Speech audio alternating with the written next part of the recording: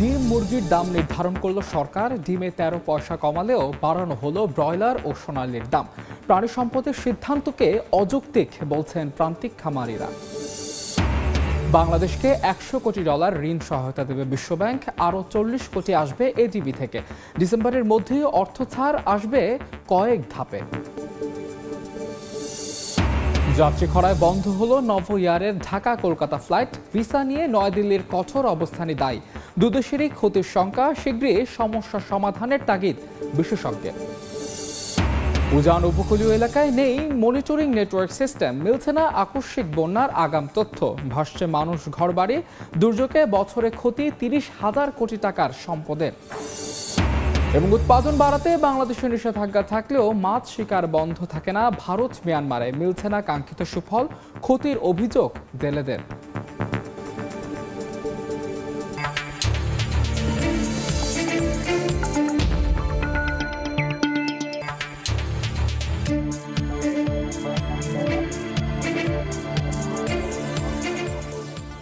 দেখছিলেন শিরোনাম। আমন্ত্রণ জানাচ্ছি দেশ ও দেশের বাইরের অর্থ বাণিজ্যের নানা খবর নিয়ে আমাদের নিয়মিত আয়োজন এই সময়ের বাণিজ্যে। আপনাদের সঙ্গে আছে আমি মাহাদ ইসলাম ধ্রুব। শুরুতেই পবিত্র ঈদে মিলাদুন্নবীর খবর। আজ 12ই রবিউল আওয়াল। এদিন পৃথিবীতে আসেন মুসলমানদের সবশেষ ও সর্বশ্রেষ্ঠ নবী এবং বিশ্বসেরা মহামানব হযরত মুহাম্মদ সাল্লাল্লাহু আলাইহি ওয়াসাল্লাম। দিনটি উপলক্ষে দেশের বিভিন্ন এলাকায় শুরু হয়েছে জশ্নে জুলুসের বর্ণাঢ্য র্যালি। এই মুহূর্তে চট্টগ্রামে আছেন সহকর্মী শফিকুল আলম এবং রাজধানীর মোহাম্মদপুরে আছেন রিপোর্টার মেহেদি হাসান। শুরুতেই যাচ্ছি মেহেদির কাছে। মেহেদি,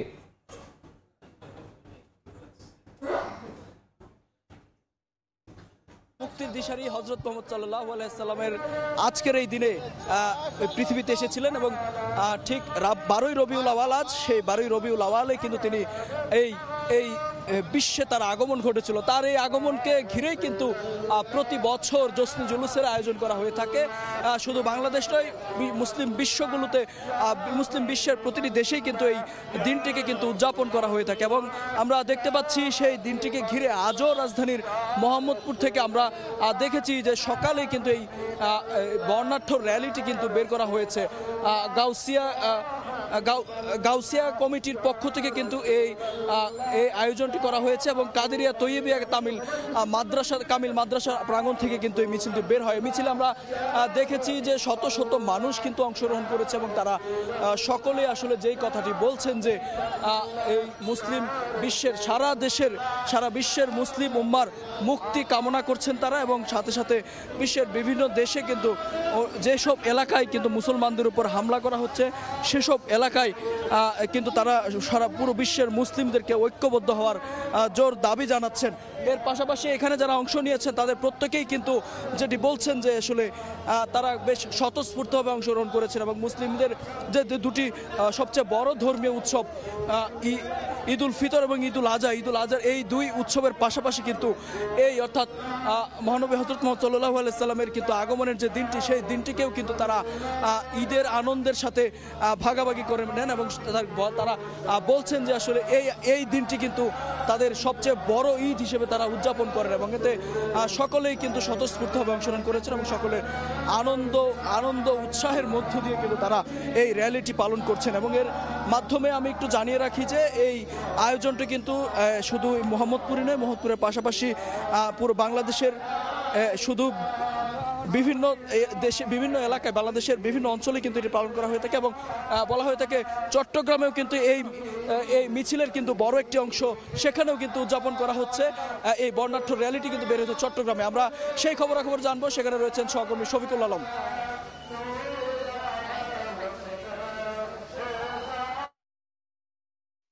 দেখতে পাচ্ছেন সেই আওলাদের রাসূল পাকিস্তান থেকে আল্লামা সৈয়দ সাবির শাহ এবং তার আওলাদ আল্লামা হাসেম শাহ, সেই আয়নায় ঘেরা গাড়িটি এখন এই মুহূর্তে কিন্তু চট্টগ্রামে মুরাদপুর অতিক্রম করছে।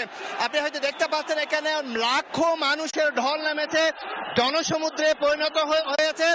এক কথায় অভূতপূর্ব এক দৃশ্যের অবতারণা করছে।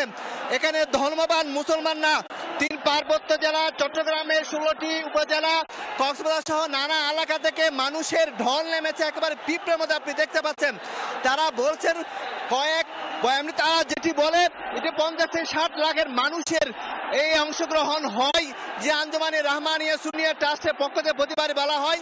আপনি দেখতে পাচ্ছেন সেই রকম মানুষ আমরা দেখতে পাচ্ছি।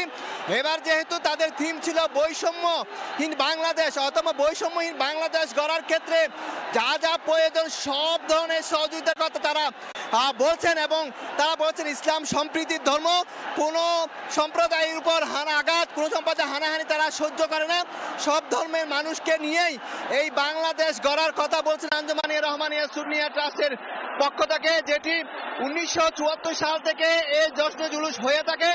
এবার চট্টগ্রামে মুরাদপুর হয়ে জিসি মোড় থেকে ঘুরে এসে প্রায় 6 থেকে 7 কিলোমিটার ঘুরে এসে ঠিক আবার মুরাদপুরে যে খানকা শরীফ আছে সেখানে এসে শেষ হবে। আপনি দেখতে পাচ্ছেন কাছে ঘেরা ফুলে সাজানো সেই আওলাদের রাসূলকে বহনকারী সেই গাড়িটি এখন নিয়ে যাচ্ছে। আপনি দেখতে পাচ্ছেন সেখানে আল্লামা সাবের শাহ এবং তাহের শাহ রয়েছে, এবং সেখানে যে নাত রাসূল দারুদ পাঠ করা হচ্ছে এবং বৈষম্যহীন যে বাংলাদেশের স্বপ্নের কথা বলছে, তারা সেই স্বপ্নের বাস্তবায়নের স্লোগান উঠছে এই জশ্নে জুলুস থেকে, যেটি প্রতি বছরও কিন্তু আয়োজন করা হয়ে থাকে আঞ্জুমানে রহমানিয়া সুন্নিয়া ট্রাস্ট পক্ষ থেকে। এখানে গাউসিয়া কমিটি এবং সহ নানা সংগঠন স্বেচ্ছাসেবক সদস্যরা কিন্তু এখানে কাজ করছে। বিপুল সংখ্যক আইন শৃঙ্খলা রক্ষা বাহিনী মজুদ রয়েছে। এখানে প্রতি মোড়ে মোড়ে যেহেতু গরম পড়ছে সেজন্য শরবত বিলি করা হচ্ছে এবং আওলাদে রাসূলদের ফুল ছিটানো হচ্ছে, এবং এই যে মুরাদপুর ফ্লাইওভার থেকে প্রায় 5 থেকে 6 কিলোমিটার এলাকা জুড়ে এই বর্ণাঢ্য জশ্নে জুলুসের র্যালিতে অংশগ্রহণ করার জন্য গতকাল থেকে নগরীতে মানুষের ভিড় নেমেছে। বিভিন্ন জেলা উপজেলা থেকে এমনকি সারা দেশের বিভিন্ন অঞ্চল থেকে কিন্তু এই র্যালিতে অংশগ্রহণ করার জন্য তারা এসেছেন, এবং তারা একটি কথা বলছেন যে বৈষম্যহীন বাংলাদেশের স্বপ্ন যে তরুণরা দেখেছে সেই তরুণদের সেই স্বপ্ন বাস্তবায়নে এই আঞ্জুমানে রহমানিয়া সুন্নিয়া ট্রাস্ট এগিয়ে যাবে। এবং আওলাদে রাসূল পাকিস্তান থেকে আওলাদ আল্লামা সাবের শাহ এই সরকারকে ধন্যবাদ জানিয়েছেন, এবং সব ধর্মাবলম্বী এবং ইসলামের যে মতগুলো রয়েছে দল মত নির্বিশেষে শিয়া সুন্নি ওয়াহাবি সব সম্প্রদায়কে নিয়ে বাংলাদেশ গড়ার, সব ধর্মাবলম্বীদেরকে নিয়ে বাংলাদেশ গড়ার কথা আল্লামা সাবের শাহ বলেছেন, এবং তিনি মিডিয়া কর্মীকে ধন্যবাদ জানিয়েছেন। এবং তুমি এই বাংলাদেশের হুকুমত অর্থাৎ এই রাষ্ট্রের যে নতুন সরকার গঠন করা হয়েছে রাষ্ট্রের সেই সরকারকে তিনি ধন্যবাদ জানিয়ে সবাইকে নিয়ে একসাথে কাজ করার আহ্বান জানিয়েছেন। আপনি দেখতে পাচ্ছেন হাতও হাজার হাজার লক্ষ লক্ষ হাত উঠিয়ে আছে একটু আল্লামা তাহের শাহ এবং যে আওলাদ সাবের শাহ এবং হাসেম শাহকে দেখার জন্য, পাশাপাশি কেউ আহত হলে তাদেরকে নিয়ে যাওয়ার জন্য এখানে অ্যাম্বুলেন্সের ব্যবস্থা রাখা হয়েছে। আপনি দেখতে পাচ্ছেন মানুষের যে ঢল, মানুষের পিঁপড়ার মতো, এবং মানুষের ধর্মপ্রাণ মুসলমানরা বিভিন্ন এলাকা থেকে এখানে এসে জড়ো হয়েছেন। সবার মুখে স্লোগান লা ইলাহা ইল্লাল্লাহ মুহাম্মাদুর রাসূলুল্লাহ, এবং আওলাদ রাসূলুল্লাহ ইসলামের মূলত রাসূলুল্লাহ ইসলামের বিশ্বনবীর ওফাত এবং আগমন উপলক্ষে প্রতি বছরও কিন্তু এই জশ্ন জুলুস হয়ে থাকে, যেটি সারা দেশে বিচ্ছিন্নভাবে জশ্ন জুলুস হলেও কিন্তু এটি হচ্ছে সবচেয়ে গুরুত্বপূর্ণ এবং সবচেয়ে বিশাল কর্মযজ্ঞ। কারণ এই জশ্ন জুলুসের জন্য মাসব্যাপী কিন্তু নানা প্রোগ্রাম সাজানো হয় আঞ্জুমানে রহমানিয়া সুন্নিয়া ট্রাস্টের পক্ষ থেকে। এইবারের যেই তরুণদের যে স্লোগান এবং এবারের র্যালিতে তারুণ্যের উপচে পড়া ভিড় এবং নতুন প্রজন্মের উপচে পড়া ভিড়, তারা বৈষম্যহীন বাংলাদেশের কথা বলছেন এই স্লোগান থেকে, এই জশ্ন জুলুস থেকে, এবং এখানে সর্বস্তরে মানুষের ভিড় জমেছে পুরো এলাকা জুড়ে, এবং সবাই কিন্তু একই দলমত নির্বিশেষে সবাই ঐক্যবদ্ধ হয়ে এই জশ্নে জুলুসে কিন্তু উপস্থিত হয়েছেন। সবারই একটি মূল মন্ত্র, সেটি হচ্ছে বৈষম্যহীন বাংলাদেশ গড়ার ক্ষেত্রে যা যা করা প্রয়োজন তরুণরা সেই বাংলাদেশ গড়বে। তবে তাদের একটাই দাবি, কোনো ধর্ম অর্থাৎ হিন্দু বৌদ্ধ খ্রিস্টান কোনো ধর্মের উপর কোনো আঘাত করা যাবে না, কারণ রাসূলুল্লাহ ইসলাম বলেছেন মুসলমানদের কাছে কাছে একমাত্র নিরাপদ যদি বিধর্মীরা থাকে তাহলে সেটি হচ্ছে প্রকৃত মুসলমান। এবং কোরআন এবং হাদিসের আলোকে বলা যায় যে কোনো ধর্মের মানুষকে হেয় করা যাবে না। সম্প্রীতির বাংলাদেশ গড়তে হবে, সব ধর্ম একসাথে মিলেমিশে সবাই সুন্দর বাংলাদেশ গড়বে।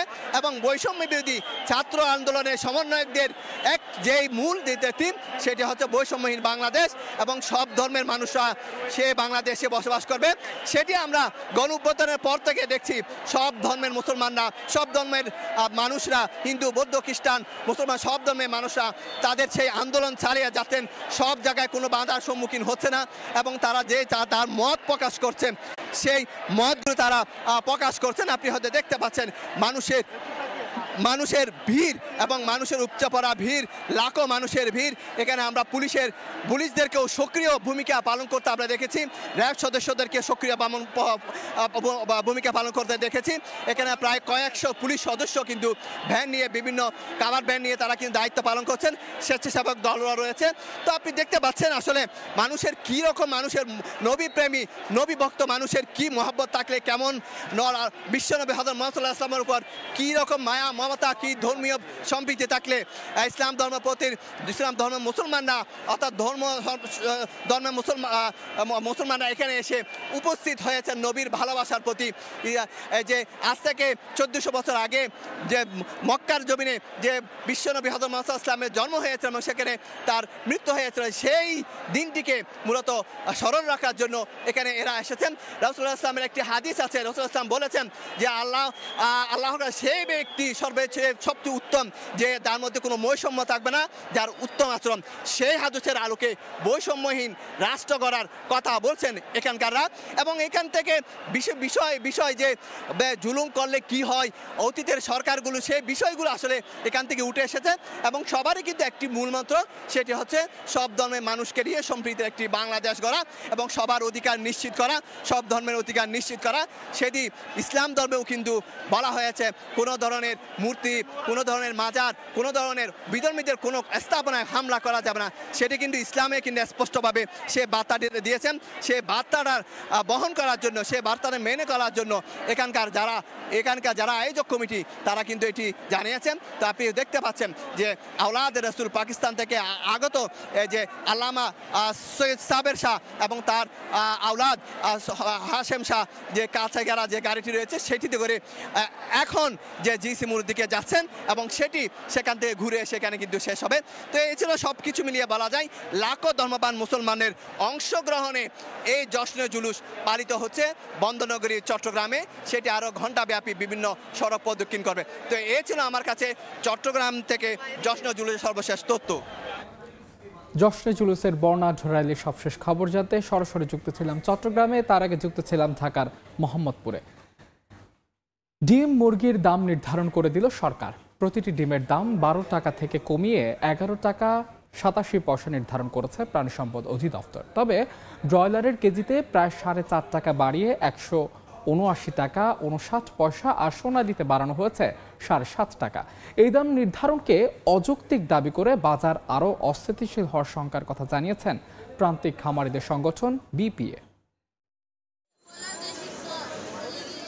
মুরগির বাজার স্থিতিশীল করতে গত মার্চে 1 কেজি ব্রয়লারের খুচরা মূল্য 175 টাকা 30 পয়সা নির্ধারণ করে দেয় তৎকালীন সরকারের কৃষি বিপণন অধিদপ্তর। একই সঙ্গে প্রতি কেজি সোনালির দাম 162 টাকা আর প্রতিটি ডিমের যৌক্তিক মূল্য 12 টাকা নির্ধারণ করে দেয় সংস্থাটি। 6 মাস পরে এসে ডিম মুরগির দাম পুনর্নির্ধারণ করল নতুন অন্তর্বর্তী সরকার। এবার প্রতি কেজি ব্রয়লারের খুচরা মূল্য নির্ধারণ করে দিল 179 টাকা 59 পয়সা, সোনালী মুরগির দাম 269 টাকা 64 পয়সা আর প্রতিটি ডিমের দাম 12 টাকা থেকে কমিয়ে 11 টাকা 87 পয়সা নির্ধারণ করে দিল প্রাণী সম্পদ অধিদপ্তর।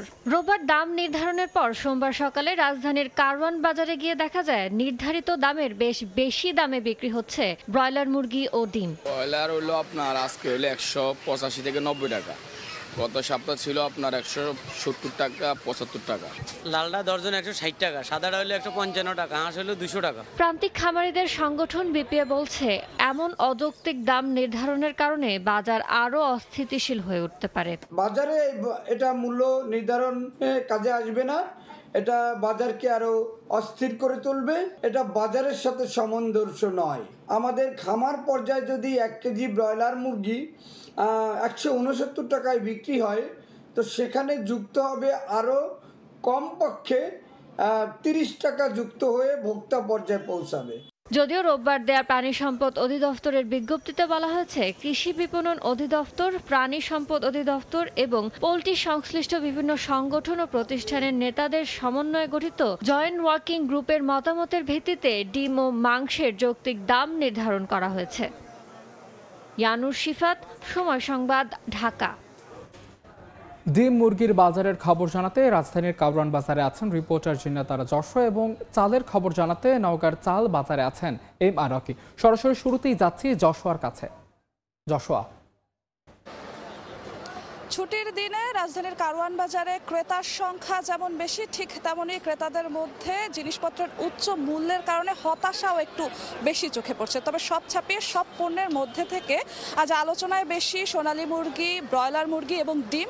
কারণ গতকাল সরকার এই 3টি পণ্যের দাম নির্ধারণ করে দিয়েছে। আমি যদি একটু বলতে চাই, সোনালী মুরগির দাম গতকাল সরকার নির্ধারণ করে দিয়েছে প্রায় 180 টাকা কেজিতে, এবং দুঃখিত, ব্রয়লার মুরগির দাম 180 টাকা কেজিতে এবং সোনালী মুরগির দাম 280 টাকা কেজিতে খুচরা ভোক্তা পর্যায়ে বিক্রির জন্য। তবে আজ আমরা রাজধানীর কারওয়ান বাজারে এসে যেমনটা দেখেছি যে ব্রয়লার মুরগি সাধারণত বিক্রি হচ্ছে 185 কিংবা 190 টাকা কেজিতে। দু একটি দোকানে যেমনটা 180 টাকা আমরা দেখেছি। তবে সব বিক্রেতারাই বলছেন যে তাদের বিভিন্ন জায়গা থেকে মুরগি নিয়ে আসতে হয়, তাদের বিভিন্ন দোকানে পরিবহন খরচ বিভিন্ন রকমের হয়ে থাকে। এ কারণে সরকার নির্ধারণ করে দিলেই তারা সেই মূল্যেই বিক্রি করতে পারবে না রাতারাতি। তাই তাদেরকে সময় দিতে হবে এবং সর্বোপরি উৎপাদন পর্যায়ে আগে তদারকি করতে হবে, তারপরে ভোক্তা পর্যায়ে এসে তাদের কাছে তদারকি করতে হবে। এমনটাই আসলে দাবি করছেন মুরগি দোকানি যারা আছেন তারা। এবং অন্যদিকে যদি আমরা ডিমের কথা বলি, ডিমের ক্ষেত্রেও কিন্তু দাম কমিয়ে দেওয়ার কথা বলেছে সরকার। সেখানে আমরা জানি যে ডিমের হালি নির্ধারণ করতে বলা হয়েছিল 48 টাকা, প্রতি পিস ডিম প্রায় 12 টাকা করে নির্ধারণ করতে বলা হয়েছিল। কিন্তু আজ আমরা বাজারে যেমনটা দেখেছি যে ডিমের বাজারেও কিন্তু সরকারের সেই বেঁধে দেওয়া দামে বিক্রি হচ্ছে না। ডিম কিন্তু হালি প্রতি বিক্রি হচ্ছে 55 থেকে 56 টাকায় লাল ডিম, এবং সাদা ডিম বিক্রি হচ্ছে 52 থেকে 53 টাকায়। তো এই বিষয়ে যখন বিক্রেতাদের প্রতিক্রিয়া আমরা নিতে চাই, বিক্রেতারা বলছেন যে তাদের এই ডিমের বাজারেও কিন্তু একই অবস্থা, তারা পাইকারি মূল্যেই তাদেরকে আসলে বেশি কিনতে হচ্ছে। তো আগে তদারকিটা পাইকারি এবং উৎপাদক পর্যায়ে করার আহ্বান জানাচ্ছেন এখানের খুচরা বিক্রেতারা। এছাড়া যদি আরেকটু বিষয় বলি যে সবজির বাজার কিংবা চাল ডাল মাছ মাংসের বাজার, সব বাজারেই কিন্তু ক্রেতারা যেমনটা বলছেন যে প্রত্যেক সপ্তাহেই দাম তারা বাজারে আসছেন আর দেখছেন কিছু কিছু করে বাড়তির দিকে দাম যাচ্ছে, এবং এতে তাদের নাভিশ্বাসী হয়ে যাচ্ছে বলা যায়। এবং সব ছাপিয়ে যেটা বলা যায় যে ব্রয়লার মুরগি কিন্তু ক্রেতারা প্রত্যেক সপ্তাহে বাজারের তালিকায় রাখেন। সেই ব্রয়লার মুরগি যেহেতু প্রত্যেক সপ্তাহে বাড়ছে, আমি একটু যদি জানিয়ে দিতে চাই যে সরকার গতকাল নির্ধারণ করার আগে ব্রয়লার মুরগির দাম কিন্তু অনেকটা কমই ছিল, 160, 65 কিংবা 70 করে ছিল, যেমনটা আমাদেরকে ক্রেতারাও বলেছেন, বিক্রেতারাও বলেছেন। এবং সরকার গতকাল 180 টাকা নির্ধারণ করে দেওয়ার পর আজ বিক্রি হচ্ছে 185 টাকা এবং 190 টাকা কেজি দরে। তো ক্রেতা বিক্রেতা সবাই বলছে উৎপাদন পর্যায়ে আসলে যদি তদারকিটা ভালোভাবে করা যায় তাহলে খুচরা পর্যায়ে ভোক্তাদেরকে আসলে কিছুটা স্বস্তি দিতে পারবেন খুচরা বিক্রেতারা। তো এই ছিল আমার কাছে রাজধানীর কারওয়ান বাজার থেকে বাজার পরিস্থিতির সর্বশেষ। এবার আমরা যাব নওগাঁয়, সেখানকার বাজার পরিস্থিতি জানবো সহকর্মী এম আর রকির কাছ থেকে। আগস্টের দ্বিতীয় সপ্তাহ থেকে কিন্তু চালের দর ওঠানামা শুরু হয়েছিল এই নওগাঁতে, এবং এই চালের বাড়তি দরের যে উত্তাপ তা কিন্তু কখনো কমে কখনো বাড়ে। এবং বর্তমানে আমরা দেখছিলাম যে সেপ্টেম্বরের দ্বিতীয় সপ্তাহেও কিন্তু চালের এই চলতি সপ্তাহে বিশেষ করে মোটা চালের দর কেজিতে প্রকার ভেদে 2 টাকা বা 2.5 থেকে 3 টাকা পর্যন্ত বাড়িয়েছে এখানকার ব্যবসায়ীরা।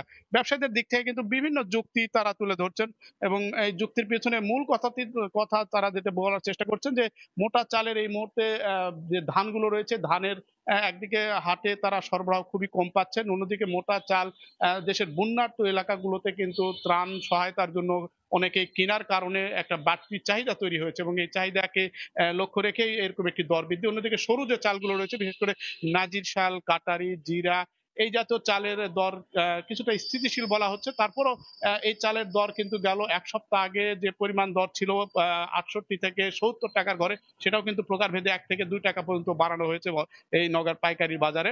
এবং চালের বাড়তি দরের উত্তাপ যখনই বাড়ে তখন কিন্তু ক্রেতাদের দিক থেকে যে প্রশ্নগুলি তোলা হয়, আসলে বাজারে যখনই কোনো নজরদারির ঘাটতি থাকে সেই সময়টাতে কিন্তু অধিক মুনাফার একটা সুযোগ নেওয়ার অভিযোগ ক্রেতাদের দিক থেকে সবসময় করা হয়ে থাকে। এবং মাঝখানে কিছুটা অভিযান তারা চালিয়েছিলেন এবং অভিযানের দিক থেকে বাজার কিছুটা সহনীয় পর্যায়ে আমরা লক্ষ্য করছিলাম। তবে হঠাৎ করে এরকম বাড়তি দরের উত্তাপ ক্রেতাদের দিক থেকে কিছুটা অস্বস্তিও প্রকাশ করা হচ্ছে। এবং চালের বড় একটি মোকাম নওগাঁ আসলে এই চলতি মৌসুমে আউশের যে আবাদ হয়েছে, সেই আউশের আবাদ থেকে প্রায় 2 লাখ মেট্রিক টন ধান কৃষকের ঘরে উঠেছে। অন্যদিকে কিন্তু বিগত বুড়ো মৌসুমের যে ধান, এই ধানগুলো এখন হাটে কেনা বেচা চলছে। তবে হাটে ব্যবসায়ীরা বলছেন ধানের সরবরাহটা কিছুটা কমে আসার কারণেই দরের এরকম একটা বাড়তি উত্তাপ কিন্তু ক্রেতাদের গুনতে হচ্ছে। এবং এই ক্রেতাদের দিক থেকে আসলে সবসময় যে বিষয়টি বলা হয় বাজার একটা সহনীয় রাখার জন্য বাজার একটা নজরদারি তারা কামনা করেন, এবং নজরদারির মাধ্যমেই কিন্তু অনেক সময় বাজার আবার নিচে নেমেও যায়। এবং এই নিচে নেমে যাওয়াটাকে এই মুহূর্তে দাবি করছেন ভোক্তাদের দিক থেকে, এবং বাজার একটা শক্ত তদারকি তারা আহ্বান করছেন। এই ছিল সার্বিক নওগাঁর চালের বাজারের খোঁজ খবর আমার কাছে। চালের বাজারের খবর জানতে নওগাঁ এবং ডিম মুরগির বাজারের খবর জানতে সরাসরি যুক্ত ছিলাম রাজধানীর কারওয়ান বাজারে।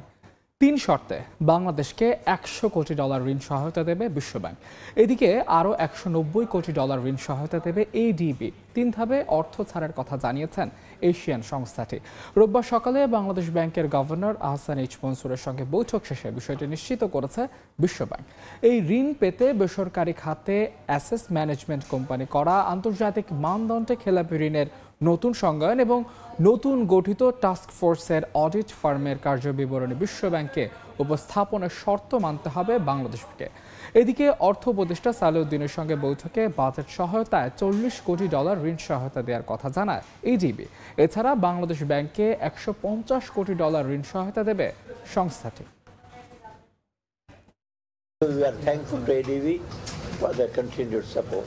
Also, we have discussed about the possibilities of climate fund and our environmental projects and other things. We are zeroing in some of the very important short-term measures, reforms and immediate deliverable to the people. That is most important for us. Second, we have some mid-term, Moddhameyadi initiative, mid-term, and there are some long-term things.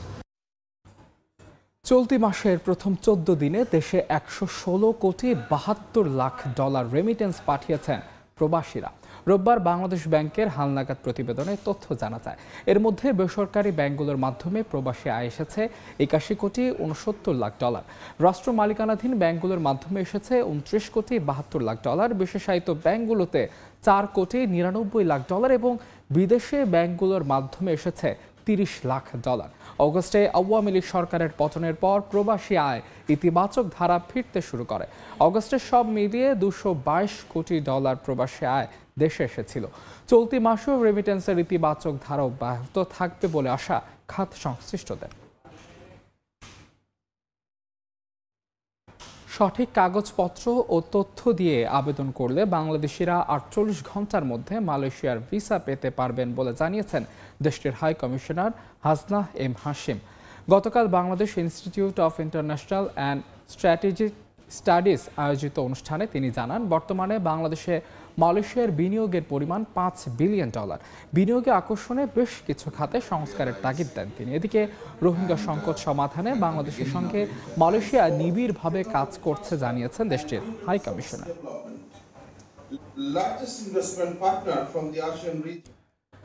যাত্রী খরায় পুরোপুরি বন্ধ হলো Novo এয়ারের ভারতগামী flight. আজ থেকে অনির্দিষ্টকালের জন্য বন্ধ হচ্ছে এয়ারলাইন্সটির ঢাকা টু কলকাতা ফ্লাইট।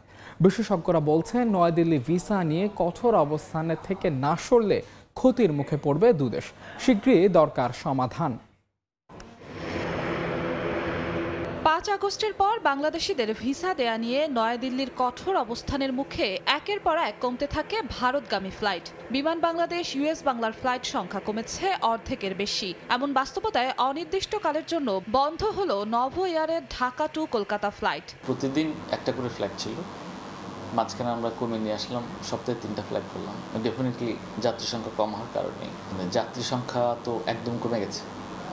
ওই পরিস্থিতিতে আমরা বাধ্য হয়েছি ফ্লাইটটা আপাতত বন্ধ রাখতে। এর আগে নভোএয়ারের ভারতগামী ফ্লাইট ছিল সপ্তাহে 7টি। শুধু এই ফ্লাইটেই মাসে প্রায় 4000 যাত্রী যাতায়াত করত ঢাকা কলকাতা রুটে। ভিসা কড়াকড়িতে যাত্রী খরায় ফ্লাইট সংখ্যা কমিয়ে 3টি করা হলেও পাওয়া যাচ্ছিল না অর্ধেক যাত্রীও। অবশেষে ফ্লাইট বন্ধের পথেই হাঁটে এয়ারলাইন্সটি। যে ব্যয়ে ফ্লাইট চলে সেই অপারেশনাল কস্ট না উঠলে তো আর ফ্লাইট চালানো যায় না। পরিস্থিতি যদি ভালো হয়, ভিসার ব্যাপারটা স্বাভাবিক হয়ে আসলে আমরা আবার বিবেচনা করব কলকাতা ফ্লাইট রিইনস্টেট করতে। এমন বাস্তবতায় এয়ারলাইন্সগুলোর ক্ষতির পাশাপাশি ব্যবসায়িক ক্ষতির কথা মাথায় রেখে দুদেশের সংশ্লিষ্টদের আলোচনায় বসার তাগিদ বিশেষজ্ঞদের। এয়ারলাইনগুলোর উপর একটা প্রভাব ডেফিনেটলি পড়েছে। এয়ারলাইনগুলোর জন্য এটা একটা অত্যন্ত গুরুত্বপূর্ণ রুট ছিল এবং আমরা আশা করতে পারি যে পরিস্থিতি যদি কেটে ওঠে বা ভারতীয় ভিসা যদি আবার চালু হয় আগের মতো, তাহলে আমাদের জন্য মঙ্গল। এবং সাথে সাথে কিন্তু এটার জন্য যে আমরা শুধু ক্ষতিগ্রস্ত হচ্ছি তা না, কিন্তু ভারতীয় ব্যবসা কিন্তু প্রচুর ক্ষতি, তাদের এয়ারলাইনগুলো ক্ষতির সম্মুখীন হচ্ছে।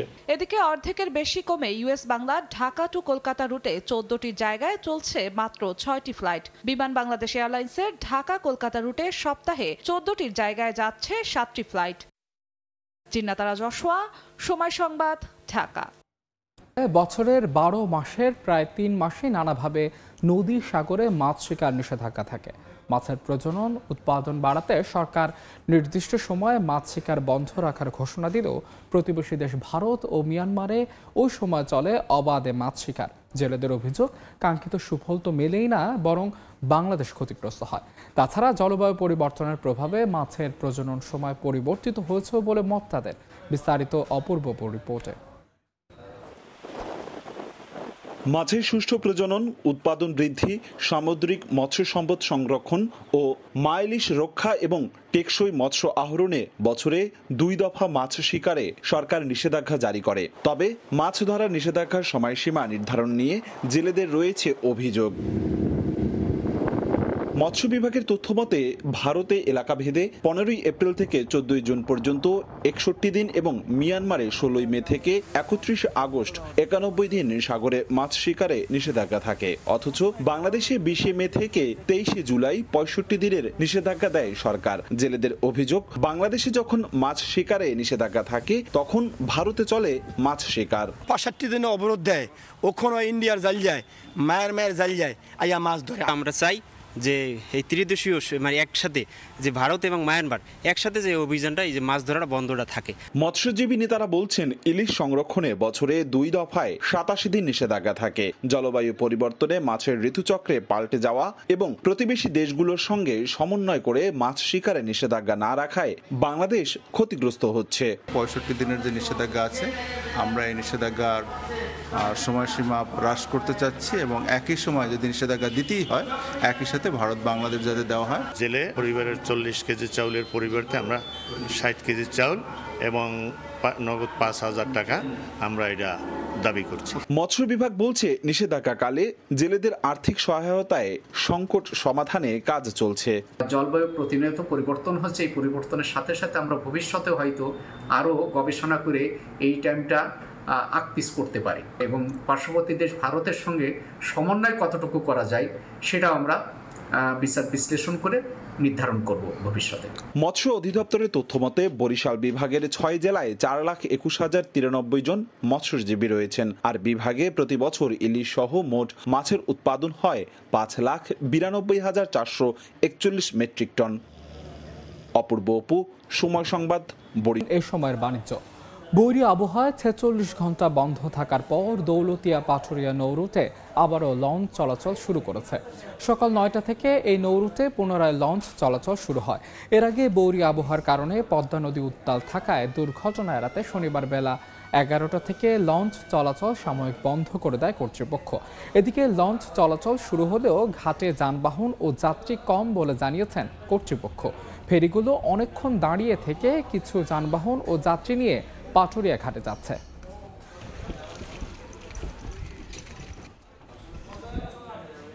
উজান ও উপকূলীয় এলাকায় নেই মনিটরিং নেটওয়ার্ক সিস্টেম। আকস্মিক বন্যার আগাম তথ্য দিতে পারছে না বন্যা পূর্বাভাস ও সতর্কীকরণ কেন্দ্র। তথ্যের অভাবে দুর্যোগে বছরে ক্ষতি হচ্ছে প্রায় 30,000 কোটি টাকার সম্পদের। দুর্যোগ প্রবণ দেশ হয় উন্নত প্রযুক্তি ব্যবহারের পরামর্শ আবহাওয়া বিশেষজ্ঞদের। কাজল আব্দুল্লাহর রিপোর্ট।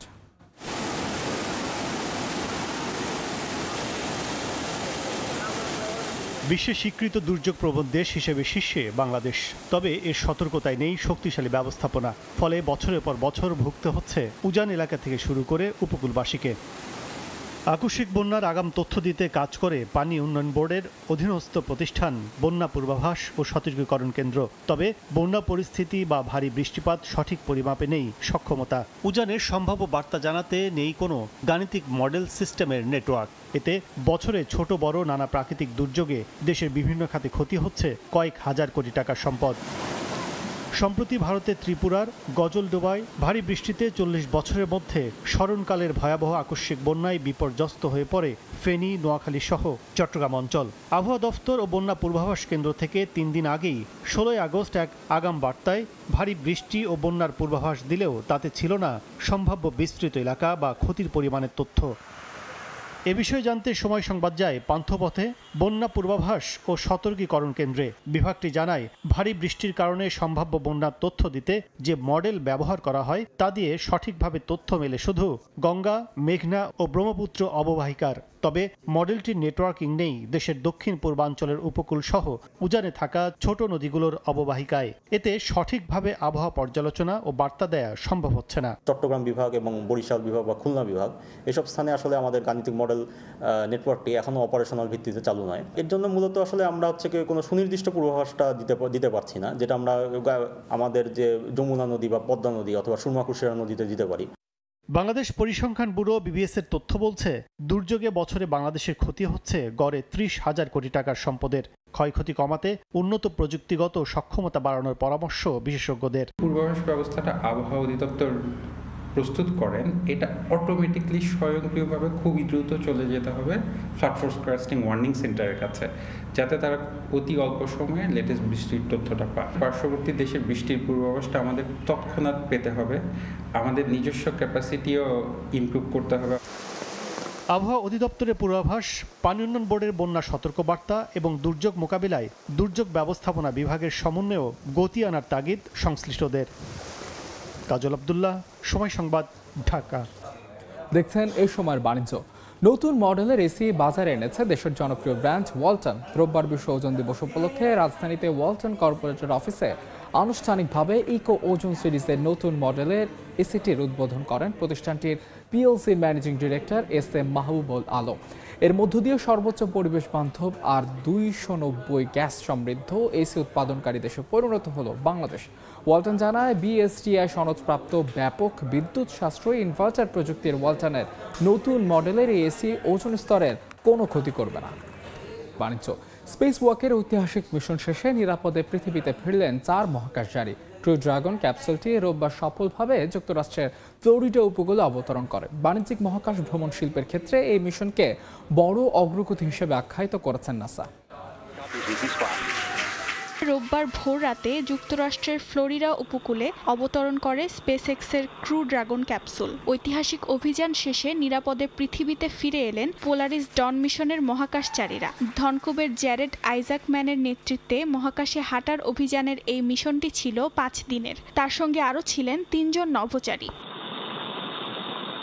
আন্তর্জাতিক গণমাধ্যমগুলোর বরাতে জানা যায়, মহাকাশে হাঁটার জন্য এটিই ছিল প্রথম বাণিজ্যিক মিশন। গেল মঙ্গলবার স্থানীয় সময় সকালে স্পেসএক্সের ফ্যালকন 9 রকেটে চড়ে মহাকাশের উদ্দেশ্যে রওনা হন 4 মহাকাশচারী। মহাশূন্যে পৌঁছানোর পর তারা ক্রু ড্রাগন ক্যাপসুলে ওঠেন। কক্ষপথে পৌঁছানোর পর বৃহস্পতিবার প্রথমবারের মতো স্পেস ওয়াক করেন মিশনের 2 নভোচারী।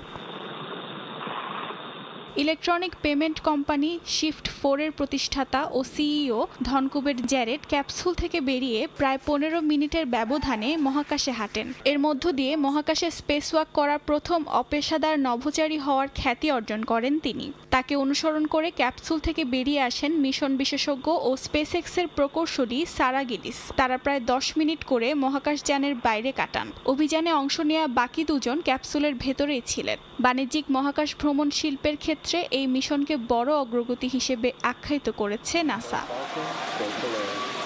অর্জিতা শেহজিন, সময় সংবাদ। এই পর্যায়ে শীর্ষ সংবাদগুলো জানিয়ে দিচ্ছে আরেকবার। ডিমের দাম বেঁধে দিলেও প্রভাব নেই বাজারে, বিক্রি হচ্ছে বাড়তি দরে, বেশিতে কিনতে হচ্ছে ব্রয়লার মুরগির দাম। দাম নির্ধারণে অযৌক্তিক বলছেন প্রান্তিক খামারিরা। বাংলাদেশকে $100 কোটি ঋণ সহায়তা দেবে বিশ্বব্যাংক, আরও 40 কোটি আসবে এডিবি থেকে। ডিসেম্বরের মধ্যে অর্থ ছাড় আসবে কয়েক ধাপে। এবং যাত্রী খরায় বন্ধ হলো নভোএয়ারের ঢাকা কলকাতা ফ্লাইট। ভিসা নিয়ে নয়াদিল্লির কঠোর অবস্থানই দায়ী। দুই দেশেরই ক্ষতির সংখ্যা, শীঘ্রই সমস্যা সমাধানের তাগিদ বিশেষজ্ঞের।